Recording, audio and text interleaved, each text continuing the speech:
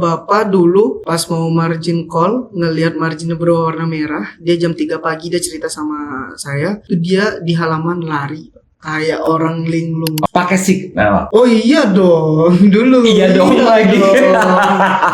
Dulu Iya dong. Keren dulu. Dulu keren. Real time kan. Real time. Iya, saking real time-nya dia udah profit, saya belum.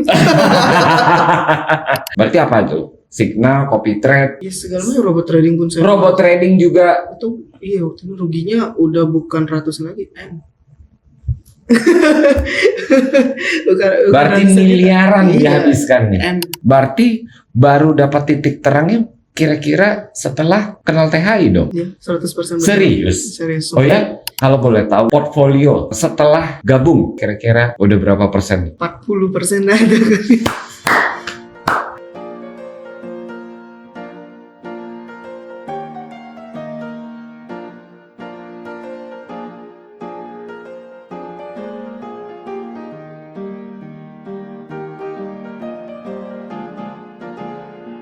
Gagal trading itu menyakitkan, tapi lebih menyakitkan lagi ketika kamu menyerah sebelum kamu tahu caranya. So, gue hari ini kedatangan tamu spesial. Teman kita dari Bali, seorang trader juga, dan teman kita ini belajar langsung bersama trader hebat Indonesia. Langsung bersama Diva, apa kabar? Baik. Mantap.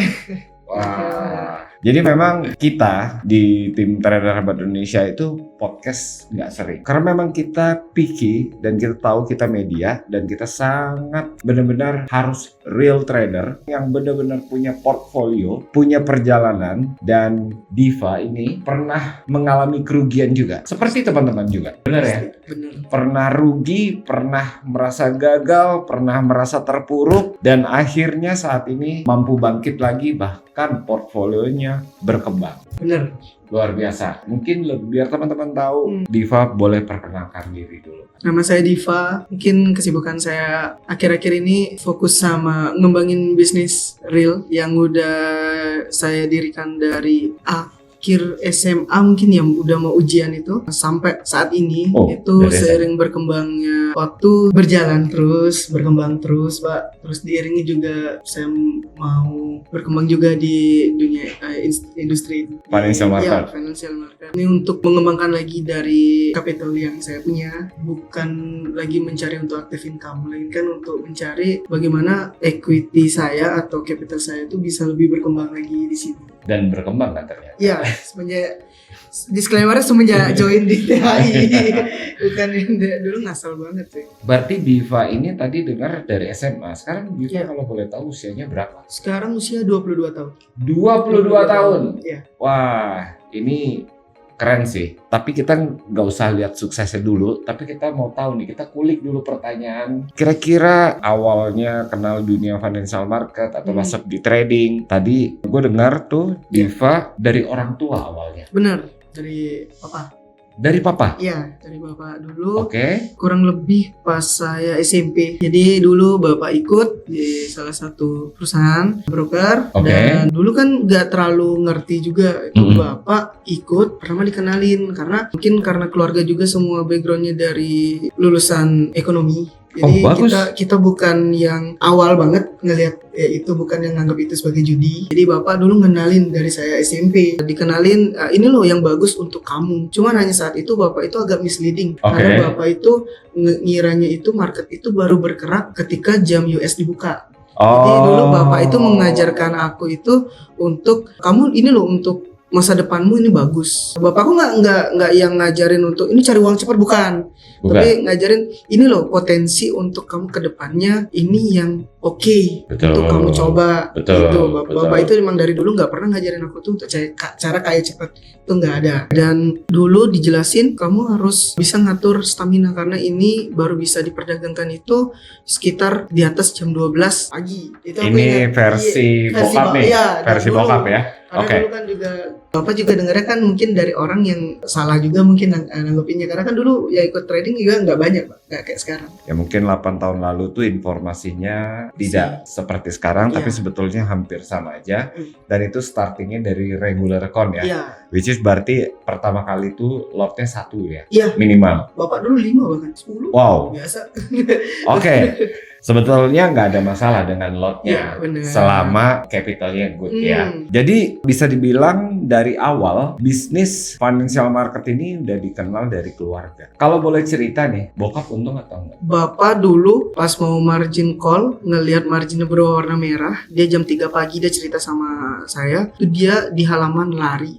Kayak orang linglung, bener-bener dia ngelihat kok sisa equity segini. Itu cerita dari papa langsung. Itu perjalanan papa ya. Iya ya. itu dulu lari kan saya nggak tahu ya. Terus mama sampai panik ini kenapa gitu. Ternyata ya itu udah margin call dan berakhir itu nggak sampai MC. Karena mungkin kapitalnya juga bisa nahan. Tapi karena mama juga anak akuntansi, jadi dia lebih mengerti dengan keuangan. Jadi disuruh cut loss saja gitu. Cut loss saja nih. Cut loss saja semua. Ini udah salah.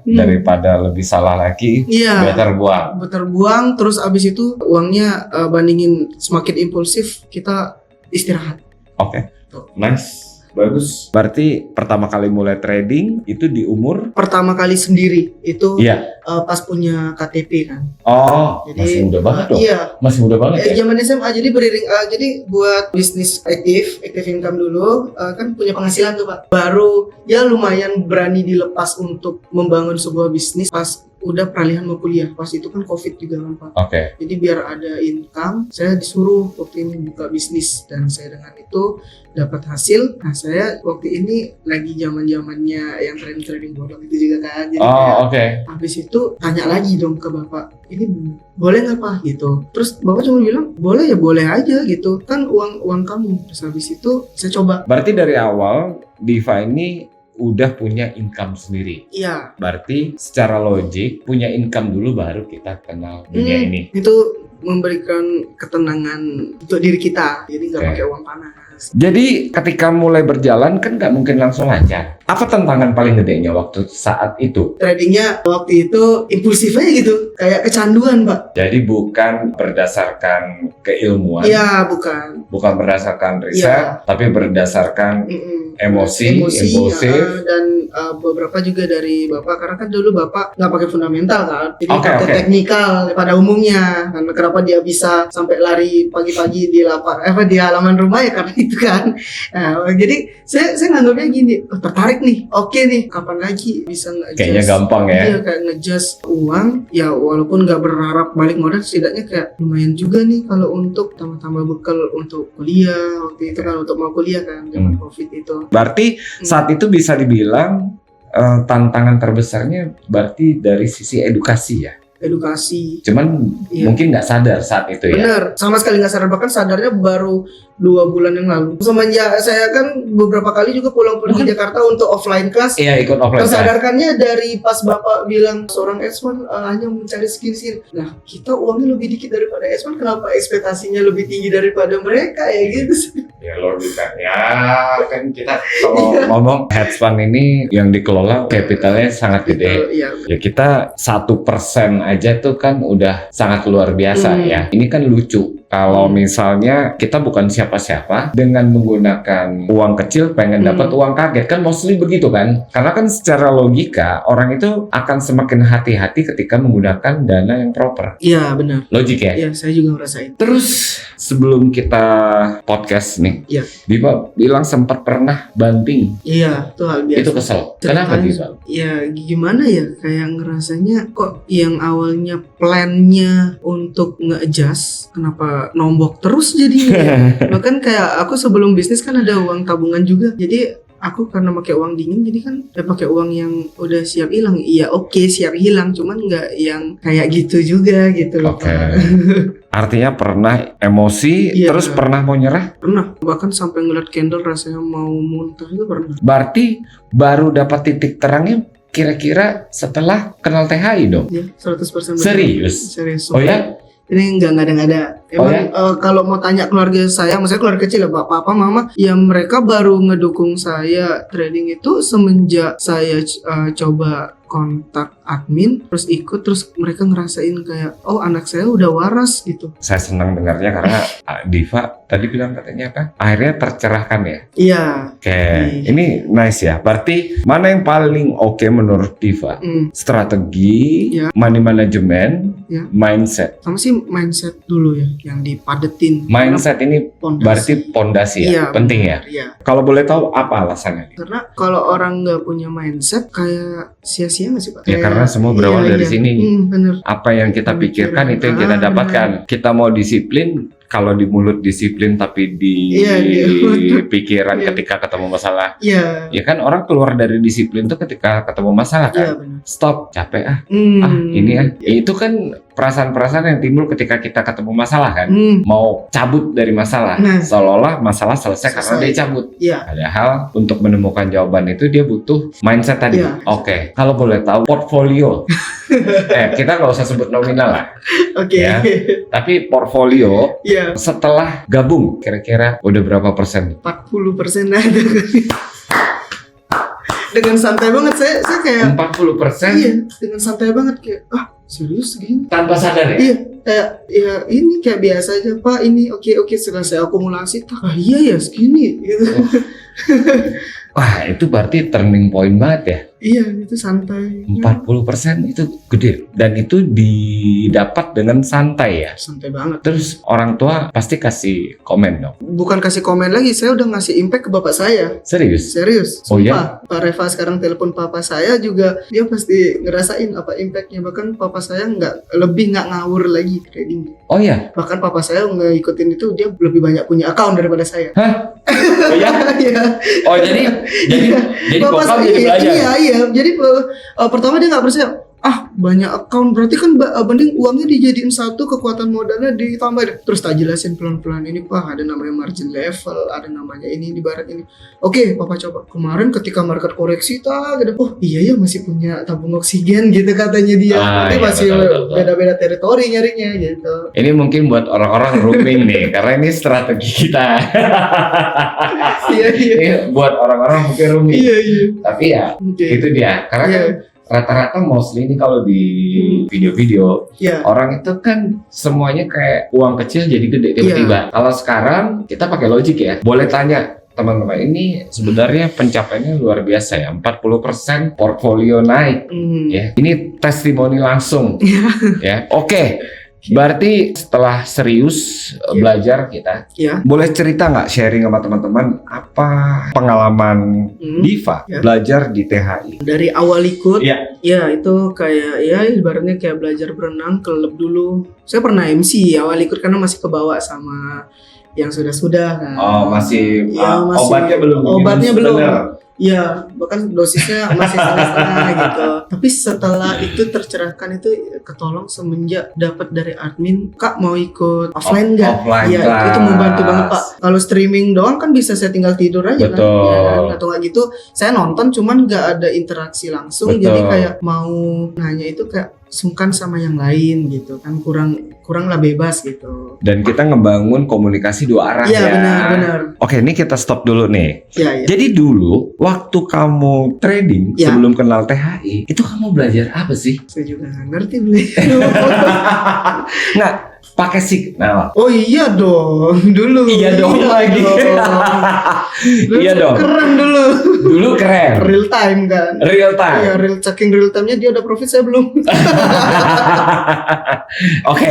Jadi signal ini sebenarnya butuh nggak sih, Or? Saya sih enggak ya. Jadi signal itu cuma semacam kayak penarik perhatian aja ya. Seolah ini kayaknya udah nggak sesat sih kalau. Sesat. Ya. Jadi manis tapi pahit.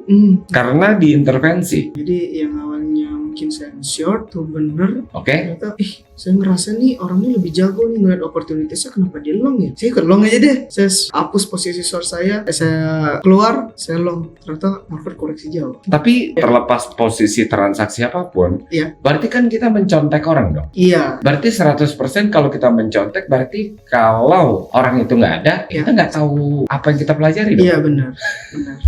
Ya bener sih, nggak ada guna juga. Kenapa? Sorry to say aja, mungkin menarik buat orang yang fix fixed mindset yang Iya. which is dia nggak mau belajar. Cuman kita pakai logika aja. Orang sukses itu kan berawal dari kemauan dia belajar. Kamu sendiri 4 tahun itu kamu buang waktu, tapi ya belajar lah. Anggap Iya. kita nggak bilang buang waktu, tapi Belajar Bisa tapi dibilang stuck.